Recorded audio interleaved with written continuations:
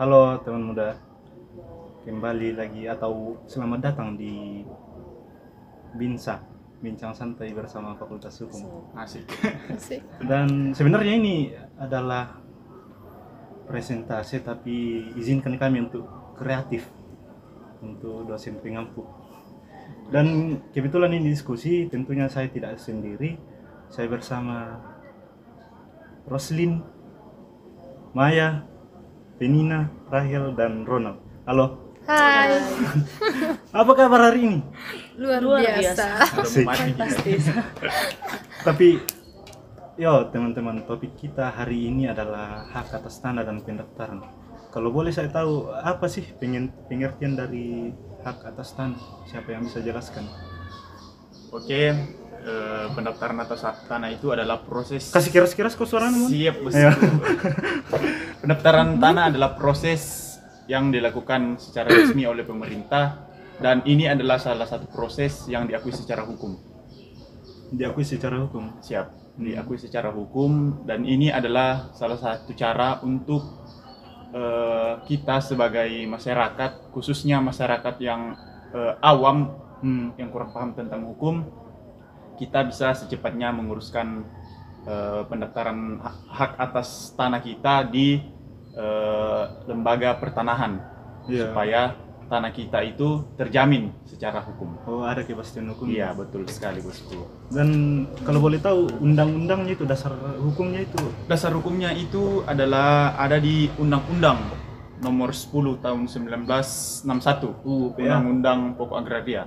Pasal 19 mengatur tentang pendaftaran atas tanah, serta pelaksanaannya itu diatur dalam Peraturan Pemerintah Nomor 24 Tahun 1997. Oh, jadi teman-teman, hak atas tanah dan pendaftaran itu pengertiannya agar tanah kita itu ada kepastiannya, dilindungi oleh hukum. Kemudian asas-asas hukumnya, ada yang bisa jelaskan?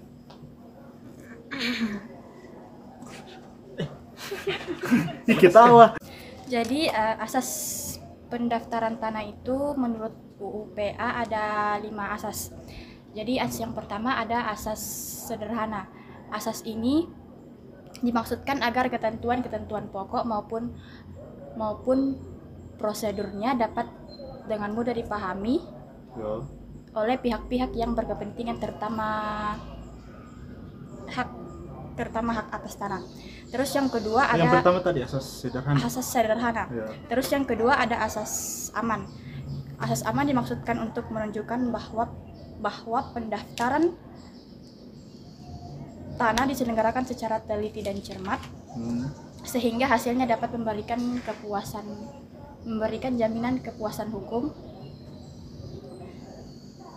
sesuai tujuan pendaftaran tanah itu sendiri. Terus yang ketiga ada asas terjangkau. Dimaksudkan bagi para pihak yang memerlukan, khususnya dengan memperhatikan kebutuhan dan kemampuan golongan ekonomi lemah, pelayanan yang diberikan dalam rangka penyelenggaraan pendaftaran tanah harus bisa terjangkau oleh pihak yang memerlukan. Terus yang keempat ada asas mutakhir. Asas ini dimaksudkan untuk kelengkapan yang memadai dalam pelaksanaannya dan keseimbangan dalam pemeliharaan datanya. Terus yang terakhir ada asas terbuka, yaitu masyarakat dapat memperoleh keterangan mengenai data yang benar setiap saat. Berarti ada 5 asas tadi. Asas apa lagi itu? Ada asas sederhana, asas aman, asas terjangkau, asas mutakhir, dan asas terbuka. Asas terbuka. Ada yang mau tambahkan atau tanggapi, teman-teman? Nggak ada sih, kayaknya kosong semua ini. Ada. Apa? Kalau kasus yang saya katakan tadi di Undang-Undang Pokok Agraria itu tahun 1960, itu ada 5 asas juga. Yang pertama ada asas kepastian hukum, ada asas legalitas, ada asas publisitas, ada asas perlindungan hak pihak ketiga, serta asas investasi. Saya hanya jelaskan asas-asas yang menurut saya ini sangat penting dan sangat vital di undang-undang ini. Yang pertama adalah asas kepastian hukum. Sesuai yang saya jelaskan pada pengertiannya tadi, bahwa kepastian hukum ini menjamin hak kepemilikan atas sebuah tanah jika didaftarkan. Terus yang kedua itu adalah, yang menurut saya penting itu adalah asas legalitas, di mana transaksi atas tanah hanya diakui jika terdaftar melalui pendaftaran tanah dan juga memberikan kekuatan hukum melalui dokumen-dokumen yang sah. Terus yang terakhir menurut saya itu adalah kepastian investasi. Ini kadang ada orang yang ingin semacam menjual kepada pihak lain, kepada pihak lain tanahnya.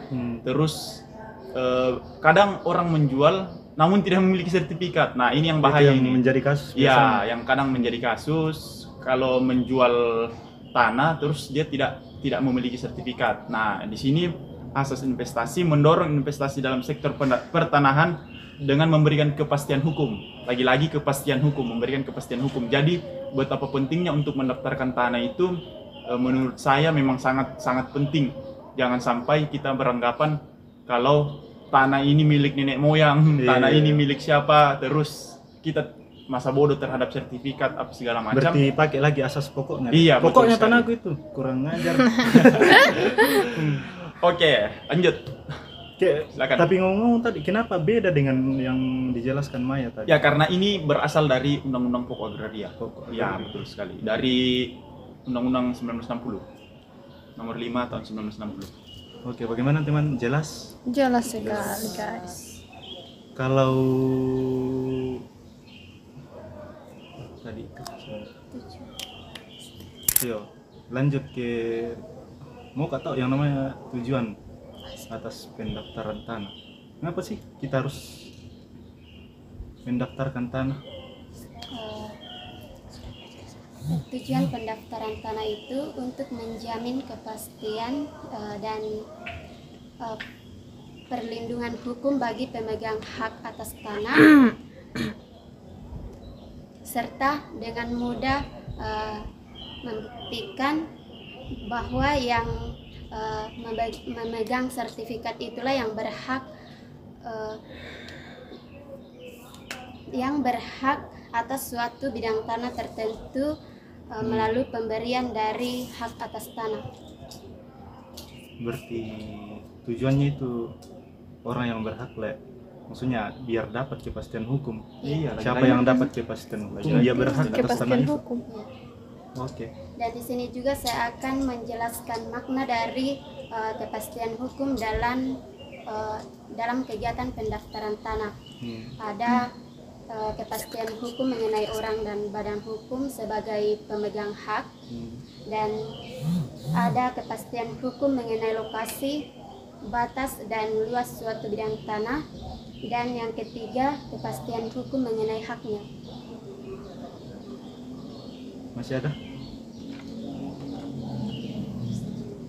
Ada yang mau tanggapi? Atau masih ada yang kurang dari saudari Roslin? Nggak ada sih. Aku sih yes. Nah, Aku aku sih yes. Oke, lanjut ke objeknya. Kayaknya kalau kulihat-lihat ini Penina. Pasti nih. Pendaftaran tanah itu terbagi atas 9, yaitu hak milik, hak guna usaha, hak guna bangunan, hak pakai, tanah hak pengelola, tanah wakaf, tanah wakaf, rumah satuan rumah susun, hak tanggungan dan tanah negara. Di dalam hal ini, pemerintah sebagai pelaksana penyelenggara pendaftaran tanah di seluruh Republik Indonesia yang meliputi seluruh bidang yang telah didaftarkan maupun yang telah didaftarkan haknya ataupun yang belum ada. Untuk tanah yang sudah mempunyai kepemilikan, pendaftaran dimaksudkan untuk memberikan jaminan kepastian dan perlindungan hukum atas kepemilikan tanah. Di samping itu, pendaftaran hak atas tanah bertujuan untuk menyelenggarakan tertib administrasi dan membangun sistem informasi pertanahan. tertib administrasi pertanahan merupakan persyaratan bagi persyaratan bagi upaya untuk memberikan kepastian Agak grogi. dan perlindungan hukum terhadap hak atas tanah. Adapun tujuan pokok dari pendaftaran tanah tidak akan tercapai. Pendaftaran Maksudnya? tanah itu tidak akan tercapai. Sistem informasi pertanahan merupakan terwujudnya dari transparansi. Transparansi. Ya, Ya, lanjut. untuk membuka prinsip good governance. Government. Ya, Pemerintahan yang Good baik, Le. government. Yes, itulah. Sehingga masyarakat luas dapat mengetahui tentang objek dan subjek dalam status hukum dan setiap hak tanah. Itu sih. Mungkin itu saja karena saya Itu sih. sudah oleng. Oke, lanjut ke sistem Itu. pendaftaran tanah. Ini yang penting dan paling yang utama. Oke, sistem pendaftaran tanah. Sistem pendaftaran tanah merupakan suatu kesatuan kegiatan dalam sistem administrasi untuk seluruh bidang tanah dan sekaligus merupakan manifestasi kepastian hukum, lagi-lagi kepastian hukum atas tanah. Sistem pendaftaran tanah juga mempunyai pengertian yang sama dengan sistem publisitas tanah, karena setiap tanah yang didaftarkan harus diketahui oleh siapapun yang berkehendak. Oke. Yang Dan berwenang. yang berkehendak maupun yang berwenang, itulah baik pemerintah maupun masyarakat umum. Berarti harus terdaftar di dinas pertanahan. Iya. Ya. Nah, sistem pendaftaran tanah juga penggolongannya itu dapat dipandang dari segi jaminan. Ada dua, yaitu sistem negatif dan positif. Nah, sistem negatif ini datanya itu maksudnya data bidang tanah. Data bidang tanah itu akan didaftar. Yang didaftarkan itu gimana ya? Data bidang tanah itu yang akan didaftar belum tentu yang didaftar itu belum tentu dimiliki oleh pemilik yang sebenarnya. Ada ciri khusus pendaftaran tanah itu. Yang pertama, torrent system. Nah, torrent system itu sebenarnya Indonesia mengikutinya dari Australia. Torrent system itu dia sistem yang mudah dan efisien. Dia juga memiliki beberapa kelebihan, salah satunya itu meniadakan pemalsuan. Nah, yang kedua, asas Itu tadi torrent system. Iya, torrent system. Menyediakan kepalsuan. Iya, itu beberapa kelebihan. Ada banyak kelebihannya, tapi saya cuman kasih satu, yaitu meniadakan pemalsuan. Berarti itu pentingnya. Iya. Lanjut. Nah, yang kedua itu asas negatif. Asas negatif itu hampir sama dengan sistem negatif tadi. Dia belum tentu seseorang yang tertulis namanya pada sertifikat tanahnya dia sebagai pemilik yang mutlak. Jadi walaupun dia terdaftar sebagai misalnya namanya terdaftar di sertifikat tanah itu, tapi belum tentu dia pemilik yang mutlak gitu. Nah, yang ketiga itu asas publisitas. Asas publisitas ini itu tadi dia karena kan yang namanya publisitas, dia pendaftaran tanah itu menyediakan informasi yang informasi pertanahan yang harus diketahui oleh pemerintah maupun masyarakat umum. Berarti Jadi asas sebenarnya publik itu harus diketahui secara umum. Iya, jadi harus transparan ke publik, pemerintah maupun masyarakat umum.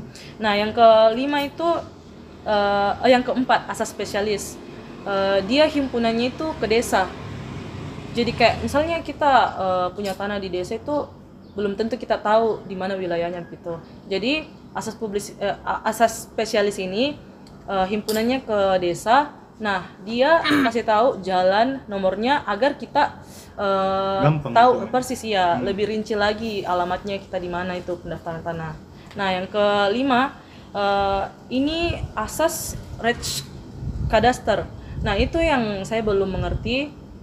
Mungkin teman-teman bisa menambahkan apa itu Rechtscadaster, karena saya belum mengerti apa itu. Nah, saya lanjut yang ke Nah, kebetulan tidak mengerti semua di sini. PR ini saja untuk Iya. kita. Yang keenam itu ada pemastian lembaga. Lembaga yang dimaksud itu dia melakukan perekaman. Nah, lembaga yang melakukan perekaman itu yaitu kantor pertanahan yang melakukan pendaftaran pertama kali, dan kemudian pendaftarannya itu berkesinambungan. Ya, seperti itu mungkin sistem. Kayak bagaimana itu yang terakhir itu? Berkesinambungan. Gimana ya? Apa ya? Pendaftaran yang pertama kali dan kemudian pendaftaran gimana ya? Mungkin dia cuman melakukan perekaman gitu. Dari pertama kali sampai selesainya itu pendaftaran atau gimana kah? Atau teman-teman bisa bantu? Iya, tahu. Kayak diam sih Saya juga kosong. masih bingung sih sebenarnya. Diam-diam kosong. Pemastian lembaga. Pemastian lembaga. Nanti lah di reset.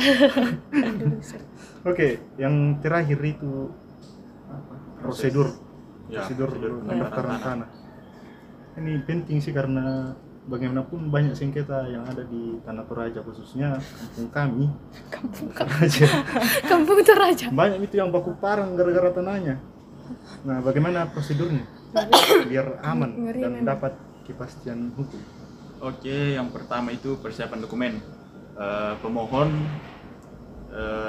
harus menyiapkan dokumen-dokumen yang diperlukan seperti dokumen identitas serta dokumen-dokumen pendukung lainnya. Yang kedua itu pengajuan permohonan. Pemohon harus mengajukan permohonannya pendaftaran tanah itu di kantor pertanahan setempat. Permohonan ini harus disertai dokumen-dokumen yang telah kita siapkan tadi. Terus yang berikut adalah pemeriksaan dan verifikasi dokumen. Kantor pertanahan melakukan pemeriksaan dan verifikasi dokumen yang diajukan pemohon untuk memastikan keabsahan dan kelengkapan dari dokumen-dokumen tersebut. Terus yang keempat, pengukuran lapangan. Setelah dokumen divalidasi, pihak pertanahan akan melakukan pengukuran lapangan. Nah, di sini harus jelas batasnya di mana, berbatasan dengan siapa, di sebelah utara, di sebelah selatan, barat dan timur, harus jelas. Terus yang berikut adalah pendaftaran resmi. Oh, maaf, masih ada yang terlewat. Yang berikutnya itu adalah pengumuman.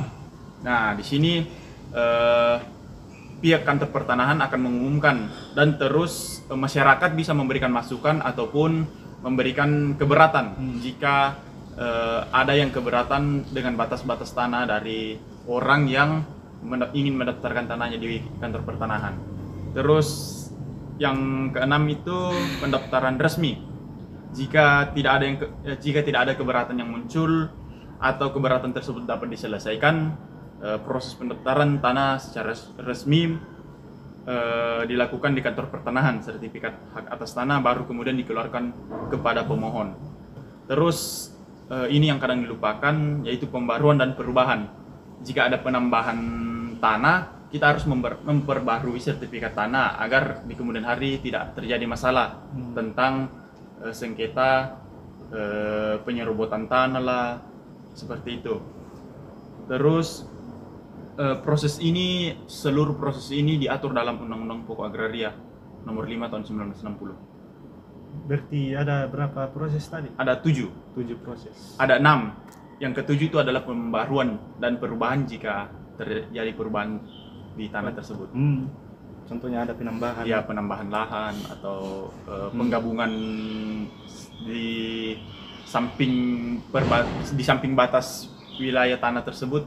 Jika kemudian hari ada pembelian atau semacamnya, sertifikat tanahnya harus diperbarui. Oke, mungkin itu saja teman-teman, dan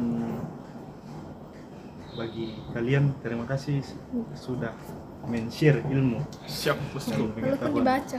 Mungkin tidak terlalu Ingat rinci tapi setidaknya bermanfaat sedikit. Semoga. bagi mahasiswa Semoga fakultas sukses. hukum. Anjay. Amin. Dan tolong Ibu Grace kasih Amin.